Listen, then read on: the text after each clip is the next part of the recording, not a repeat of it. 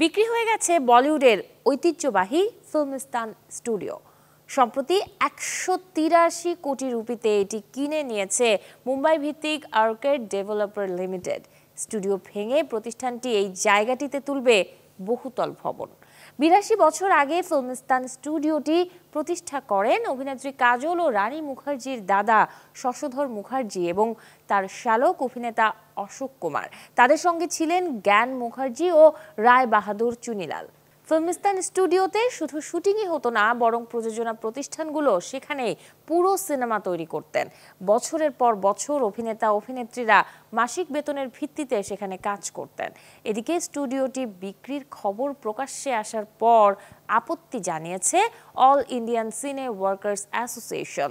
মহারাষ্ট্রের মুখ্যমন্ত্রীর কাছে চিঠিতে সংগঠনটি জানায়, ফিল্মিস্তান স্টুডিও কেবল একটি অবকাঠামো নয়, এটি ভারতীয় ফিল্ম স্টুডিওর ইতিহাসে সবচেয়ে আইকনিক, আর তাই এটিকে রক্ষা করতে চাওয়া হয়েছে সরকারের হস্তক্ষেপ।